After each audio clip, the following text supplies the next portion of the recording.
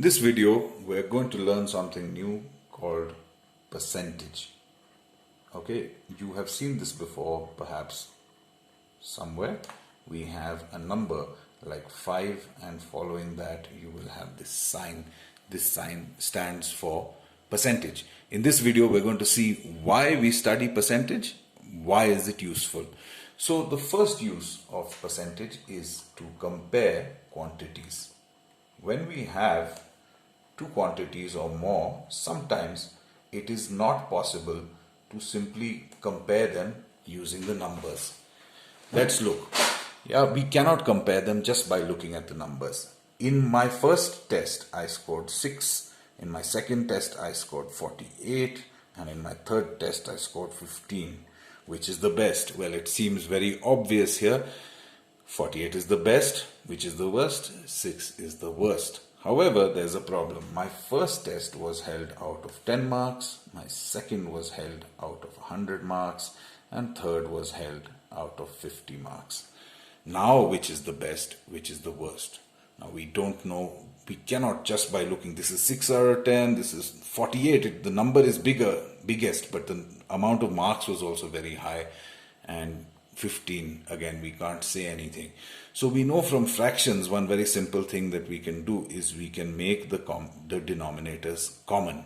To compare any three fractions, remember 6 out of 10 means out of 10 marks that were available, we have scored 6. This is like a fraction. To compare these, we can make the denominators equal. Now, the common denominator for 10, 100 and 50 is 100.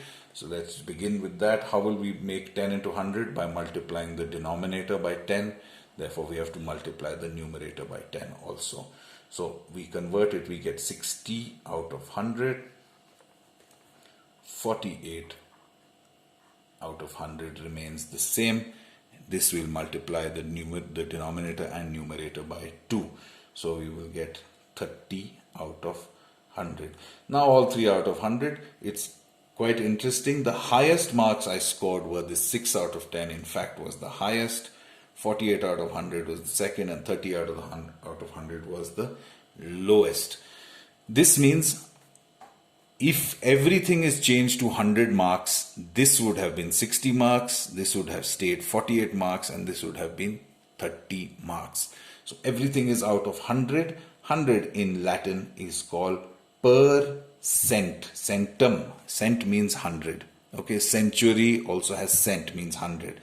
So that's 60%, 48%, and 30%. Now we can compare all three and we know that the first one is the best, the second one is intermediate, and the third one is in fact the worst.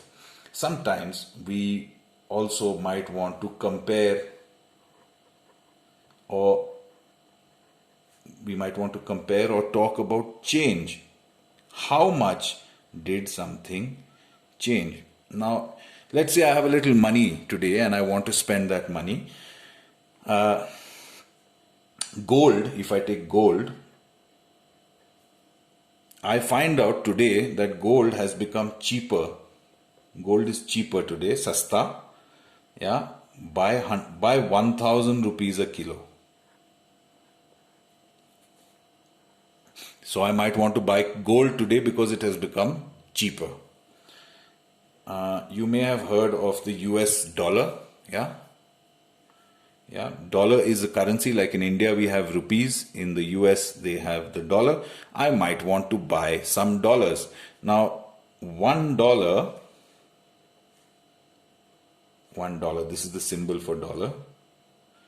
Okay, $1 is not, you cannot buy $1 for 1 rupee. $1 actually today costs around 72.91 rupees. Okay.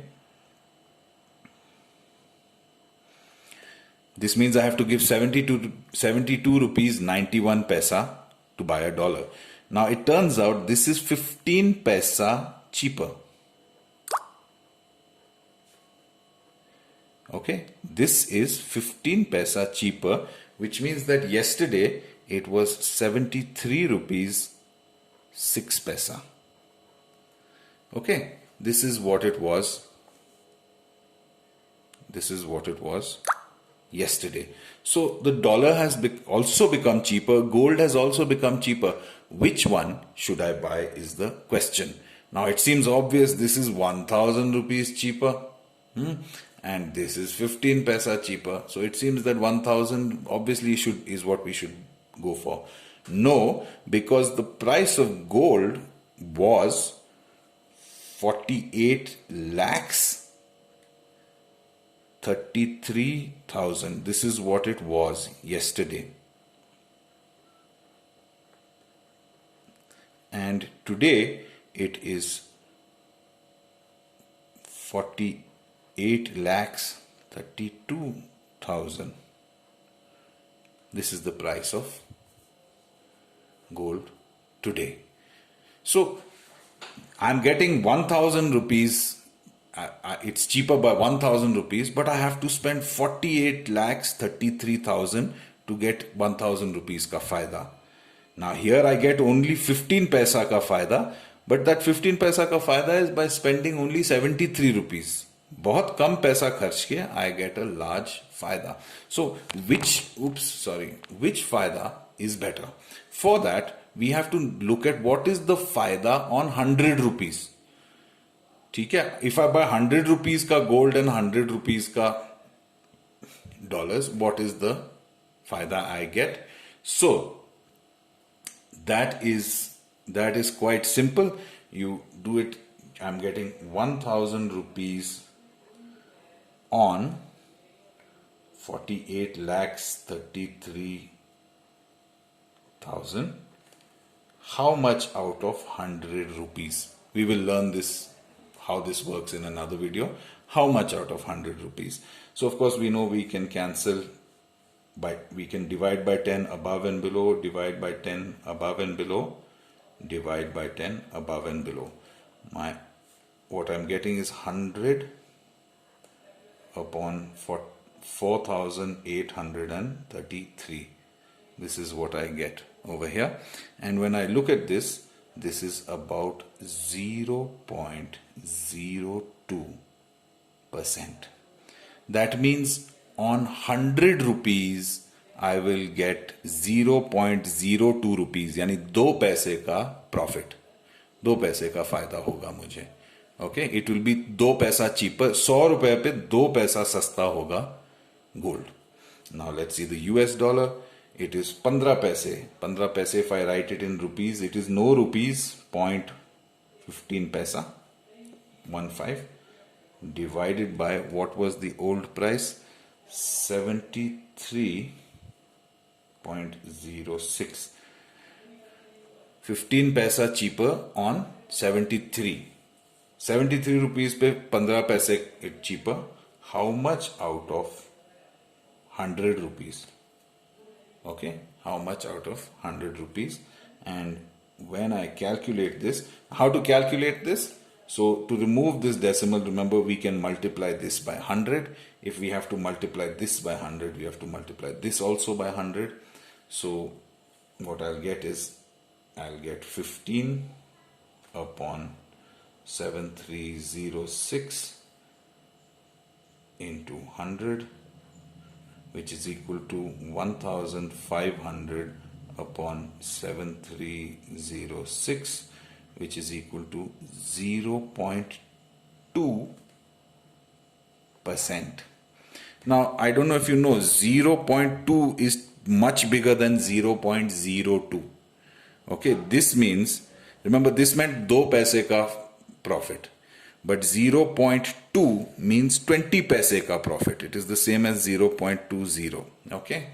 This is 20 paise. 100 रुपए पे 20 पैसा मिल रहा है. ठीक है. 20 पैसा सस्ता है. ये 100 रुपए पे सिर्फ 2 पैसा सस्ता है. That is the idea of per cent. And therefore, it is now clear that to buy today, if I wanted to buy something, makes more sense I buy US dollars. So this is why percentage is useful.